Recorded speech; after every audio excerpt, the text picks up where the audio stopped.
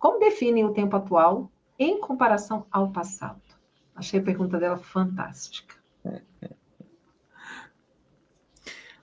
Eu acho assim.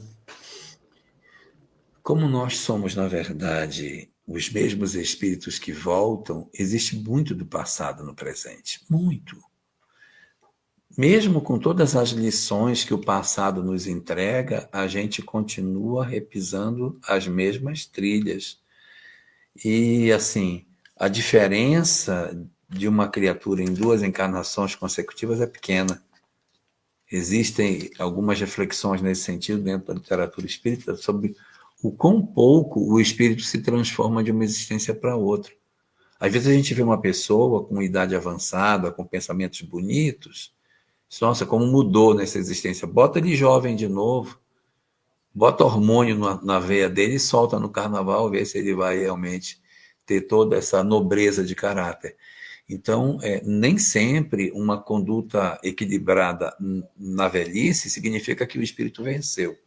Ele precisa voltar às mesmas condições da juventude em que ele se equivocou para que ele prove que realmente aquilo não lhe é mais interessante. É bem mais difícil.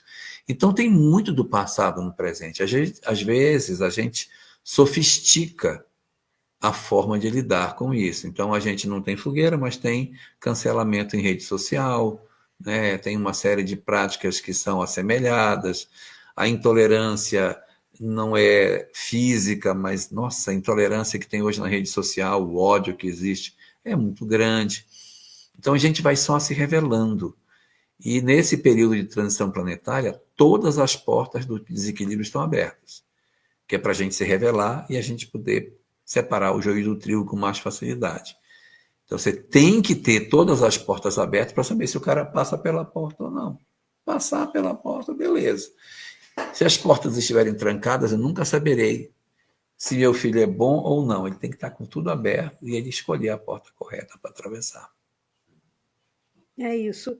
Eu fico pensando, né, que a gente já está em um momento de transição, estamos em processo de transição.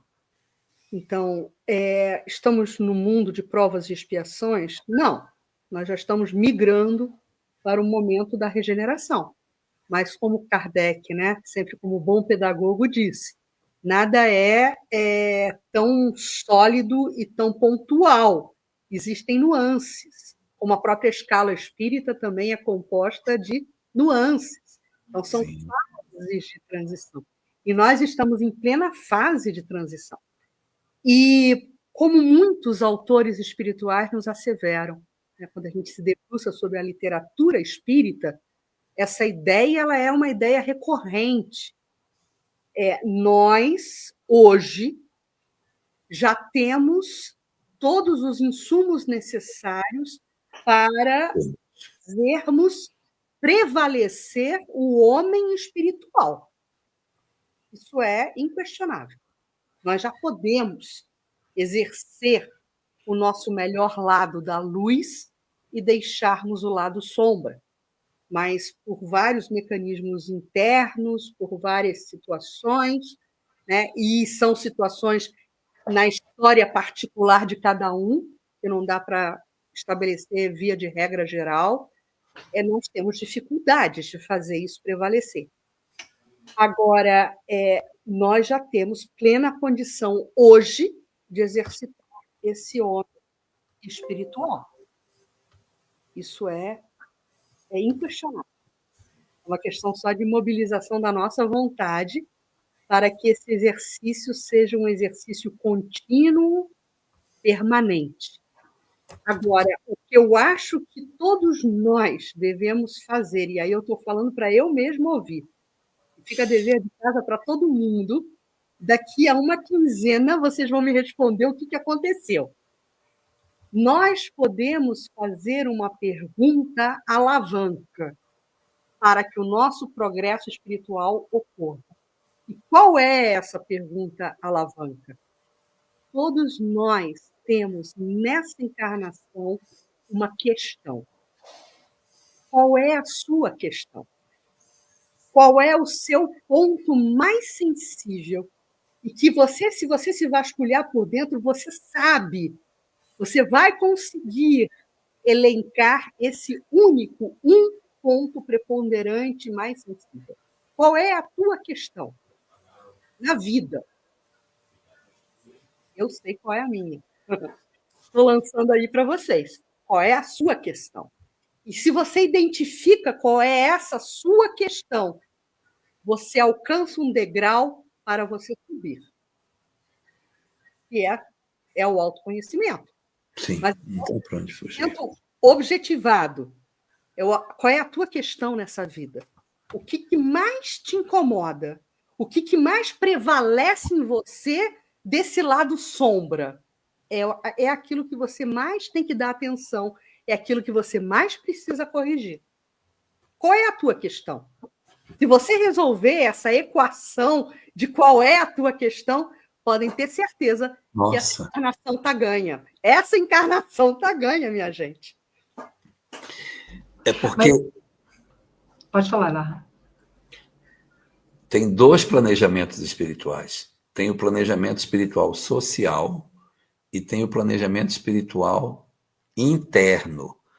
O social é assim, fulano vai se formar, vai ser médico, vai casar, vai ter não sei quantos filhos. Esse é um. Mas tem o outro, que é assim, se reconciliar com o pai, conseguir vencer o alcoolismo. Esse é o meu. Eu tenho um para fora e um para dentro. E a gente às vezes olha assim, olha, fulano cumpriu o planejamento, fez tudo que era do lado de fora, está tudo feito, mas do lado de dentro não fez nada. Então a gente tem, essa coisa que a Cris está colocando é muito importante. Nós temos que descobrir a nossa questão fundamental. O que é que nos moveu vir para cá? Qual foi a questão? Não é para o lado de fora, esquece o lado de fora. Não é o curso de medicina, não é o prêmio Nobel da Paz, não é isso. É o que você veio para resolver para dentro. Você com você mesmo. Então, essa que é a questão que a gente não pode perder de vista, né?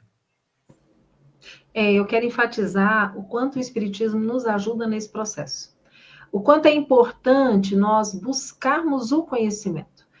Muitas vezes nós observamos que ficamos na superficialidade. Sabe? A gente observa dirigentes espíritas, de casas espíritas, e quando você conversa, percebe que o conhecimento da doutrina é muito superficial. Então, gente, nós temos um verdadeiro tesouro nas nossas mãos. Nós precisamos conhecer, buscar isso, estudar mesmo o Espiritismo. E esse estudo ele é contínuo, não acaba nunca. Porque a cada vez que a gente lê uma obra, a gente descobre aspectos que a gente não tinha percebido, não é? Então, é realmente estudar, porque nós temos tudo na mão para dar certo. A gente tem que seguir o roteiro, não é? Que Jesus deixou e que agora o Espiritismo veio e tirou o véu, mostrou para nós o que ele quis dizer. Está muito, muito claro agora, né?